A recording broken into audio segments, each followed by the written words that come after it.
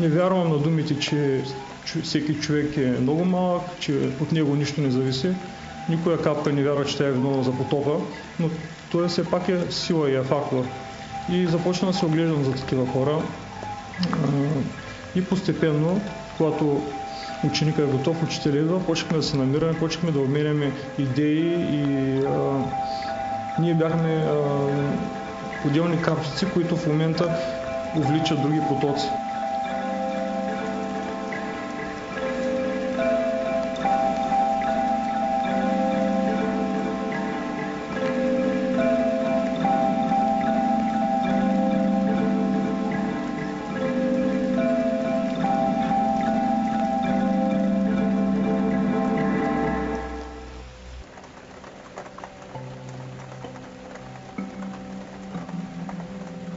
Април месец от цял свят се излъчи филма "Окупирай с любов", който изключително силно ме впечатли и ме разтърси, където беше събрано по един, според мен, прекрасен начин това събуждане, което се случва по цял свят на хората.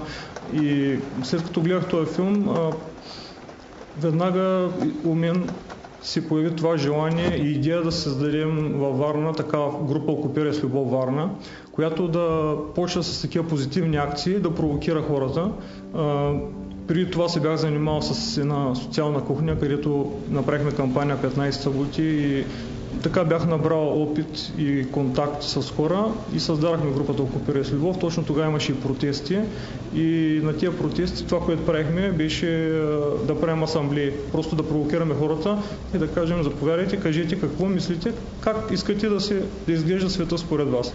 Защото в крайна сметка един модел се повтаря постоянно. Свалят едните, идват другите, още докато са дошли, веднага говорим за следващата смяна и един кръговрат, в който хората де-факто нищо не печелят.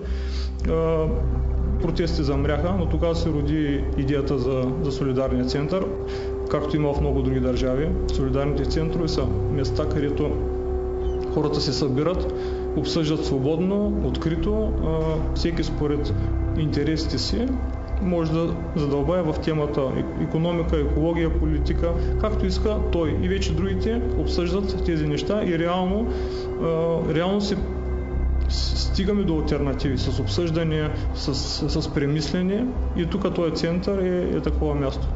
Така че основното, което правим, е да демонстрираме постоянно ценности и начин на живот и света, в който искаме да живеем. Движения, на които симпатизирам, "Окупирай" по принцип последва това, което се случва, но там вече има малко, мисля, че има окупиране на сгради, нали, което е незаконно. Не бих казал, че съм привърженик на такива действия, защото то влиза в конфронтация. Според мен може да се случи по цивилизован начин и без насилие. Но това, което ме впечатли, примерно в Гези парк в Турция, когато хората окупираха парка и те създадаха този свят, който създавахме ние в центъра. Това, което на мен ми е направо впечатление, че точно на нишията собственост, която теоретично всички харесваме и ни се иска да е така, в крайна сметка са по-скоро негативните черти наследява от частната собственост, отколкото позитивните от личната собственост, където има Организацията е на базата на хоризонтална структура, което значи, че няма лидери, няма иерархия. Всеки е поканен, всеки е добре дошъл, няма значение от кога идва в центъра, има равно право на глас, има право да обсъжда, има право да предлага. Няма друго място във Варна, където човек може да отиде и просто да бъде себе си. Това е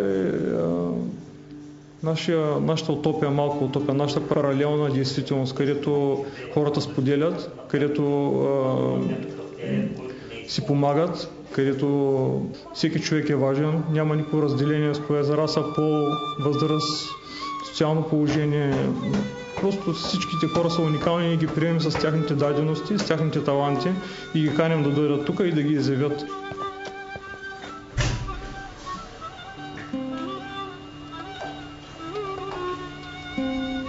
Съответно, веднага се появят хора, които искат да придобият тия знания и се получава такъв обмен на енергия, на таланти, което е нещо прекрасно. Работят няколко неща постоянно. Това е банката за размяна на стоки и услуги, където тя има и интернет сайт, има и тук на хартия се записват хората,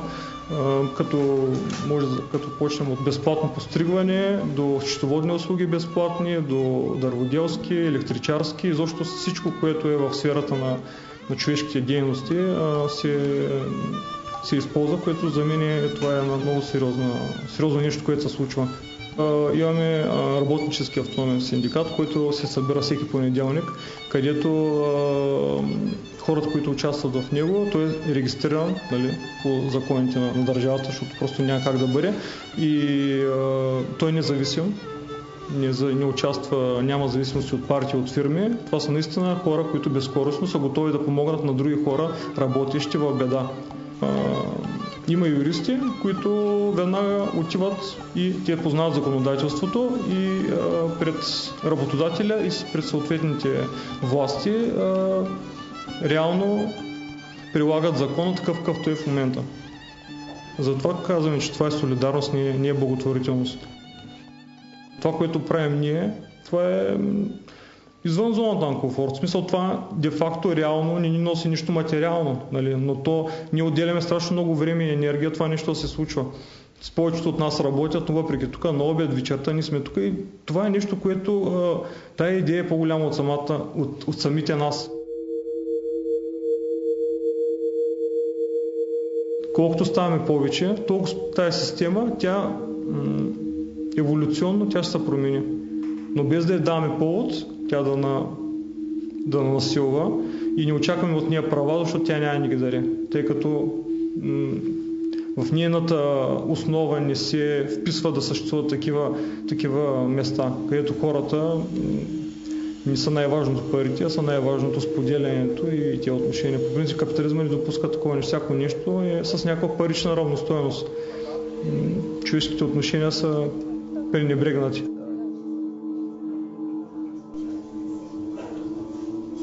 Някой може да каже, че центъра е с леви идеи, нали, защото е социален, солидарен. За мен това са човешки отношения. Не им давам, аз лично, говоря от лично свое качество, не от името на групата, за мен това са човешки отношения. Няма леви, няма десни идеи. Има човешки отношения и нечовешки. Имаме тук обсъждания, примерно, за пряката демокрация. Нали, това политика ли е или не е политика? За мен това не е политика. Смисъл такъв, че пряката демокрация от типа на асамблеите, когато хората се събират и взимат решения, хората могат да са 5, 10 хиляди, 10 хиляди, нали, формата може да е огромен. Но за мен това е, аз лично го усещам като най-представителното, най-честното, най-открития начин да се вземат решения. Ето с какво ще се случва. Сега даваме 7, 8, 7, 5, 7, 5, 0, 0. Всичко, което се случва тук е абсолютно чисто и да няма никакви съмнения, че има някакви зависимости. Затова ни приемаме дарения от фирми, от партии, от НПО-та, от общината.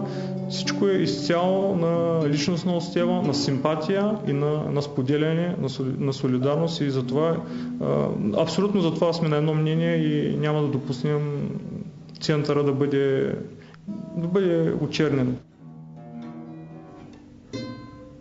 В момента правим нещо, което никога не е правено. Едно е да свалиш диктатор, както направиха в Египет, в Тунис, в арабските страни, но съвсем друго е неолибералния капитализъм да бъде заменен с друг тип икономика, с друг начин на живот. Това е нещо, което никога не е правено и зато е супер интересно и зато и живеем в велики времена на смяна на ценности, на режими, на настрой. Уникално.